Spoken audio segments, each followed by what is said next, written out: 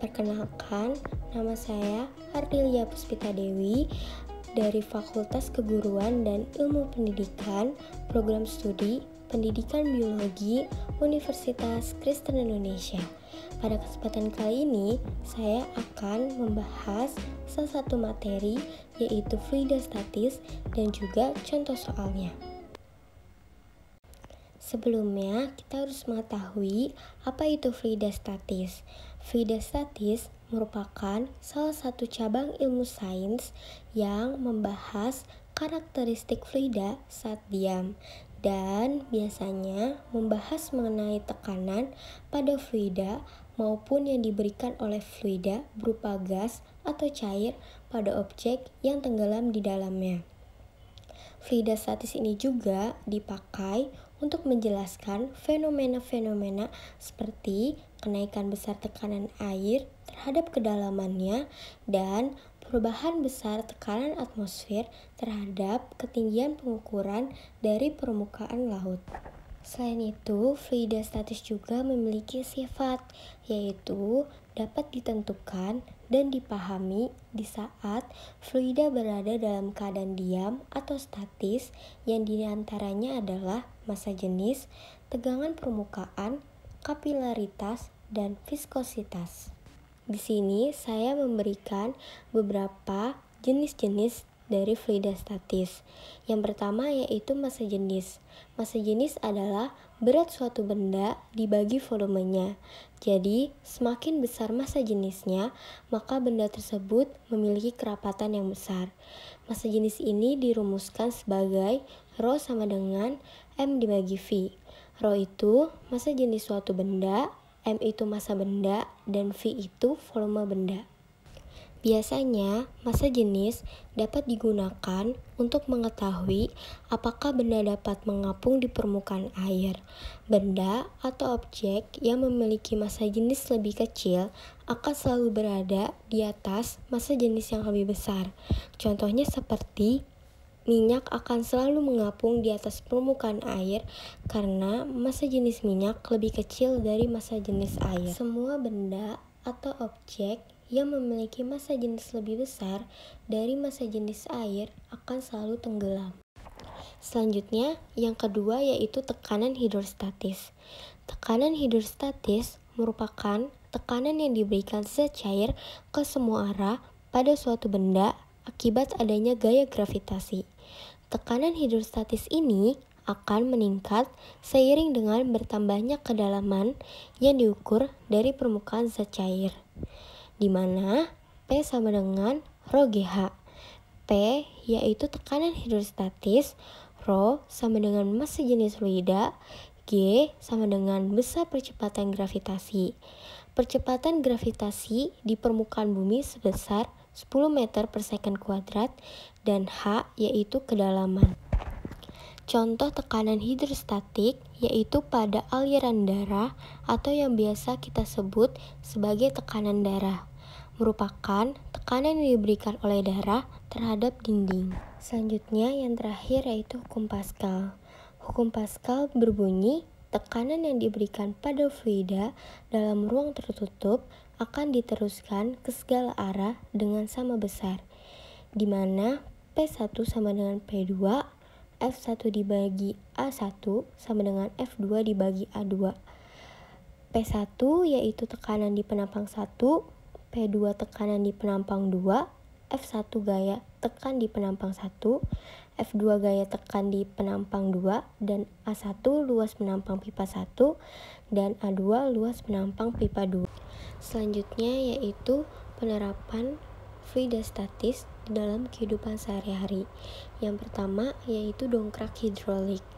Prinsip kerja dongkrak hidrolik ini adalah penerapan dari hukum Pascal yang berbunyi tekanan yang diberikan pada zat cair di dalam ruang tertutup diteruskan sama besar ke segala arah. Tekanan yang kita berikan pada pengisap yang penampangnya kecil diteruskan oleh minyak atau zat cair melalui pipa menuju ke pengisap yang penampangnya besar.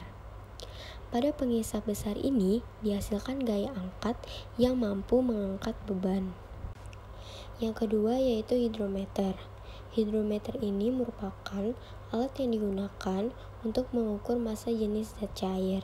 Hidrometer ini terbuat dari tabung kaca yang didesain sedemikian rupa, sehingga saat dicelupkan ke dalam zat cair dapat terapung tegak.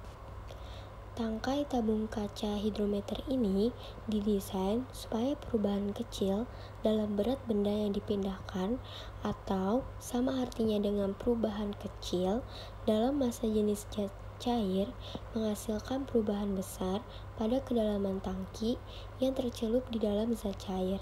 Artinya, perbedaan bacaan pada skala untuk berbagai jenis zat cair menjadi lebih jelas. Dan yang terakhir yaitu kapal laut. Pernah terpikir mengapa saat kita meletakkan sepotong besi pada bejana berisi air, besi akan tenggelam? Namun, mengapa kapal laut yang massanya sangat besar tidak tenggelam?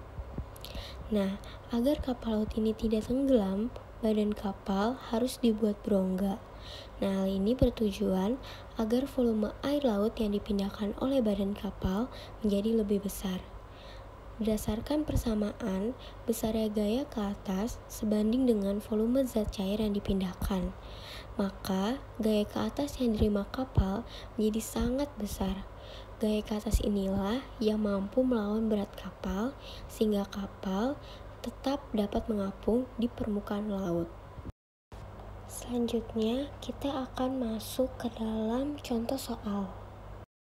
Contoh soal yang pertama yaitu terdapat dua tekanan yang diberikan pada selang berbentuk U yang berisi air raksa, terhubung dengan udara bebas atau merupakan tekanan atmosfer. Berapa besar tekanan PA jika diketahui beda ketinggian air sebesar 1,2 meter? Sebelum masuk kepada tahap pembahasan, kita harus mengetahui apa saja yang diketahui. Yang pertama yaitu ketinggiannya 1,2 meter, massa jenis airnya 13.600 kg per meter kubik, gravitasinya 10 meter per second kuadrat, dan pi atm-nya 1,01 dikali 10 pangkat 5. Kemudian yang ditanyakan yaitu berapa besar tekanan. Selanjutnya, kita akan masuk kepada tahap pembahasan. Yang pertama, kita masukkan rumusnya yaitu Rho GH ditambah Pi ATM. Selanjutnya, kita masukkan yang tadi sudah diketahui, yaitu Rho-nya 13.600 dikali gravitasinya 10 dikali ketinggiannya 1,2 meter. Kemudian ditambah Pi ATM-nya yaitu 1,01 dikali 10 pangkat 5. Dan menghasilkan 159.936 ditambah 101.000. Jadi, tekanan yang diberikan yaitu sebesar 260.936 Pascal. Selanjutnya, kita akan masuk kepada contoh soal yang kedua, yaitu tentukan tekanan hidrostatik dan tekanan total pada kedalaman 30 meter di bawah permukaan laut jika tekanan di permukaan laut adalah 1,01 dikali 10 pangkat 5. Sebelumnya kita menuliskan apa yang diketahuinya terlebih dahulu, yaitu ketinggiannya 10 meter, Rho-nya 1000, gravitasinya 10 meter per second kuadrat, dan pi atm-nya 1,01 dikali 10 pangkat 5. Kemudian yang ditanyakan yaitu tekanan hidrostatik dan tekanan total. Yang pertama kita mencari tekanan hidrostatik, yaitu dengan rumus P sama dengan Rho GH, di mana Rho itu 1000, G itu 10, dan H itu 10. Kemudian menghasilkan 100.000 Pascal. Selanjutnya kita mencari tekanan total yaitu dengan rumus PA ditambah Pi ATM, di mana PA tadi sudah kita cari yaitu 100.000 dan Pi ATM-nya 1,01 dikali 10 pangkat 5. Kemudian 100.000 ditambah 101.000 Pascal dan menghasilkan 201.000 Pascal atau 2,01 dikali 10 pangkat 5. Sekian dari saya. Kurang lebihnya mohon maaf. Terima kasih.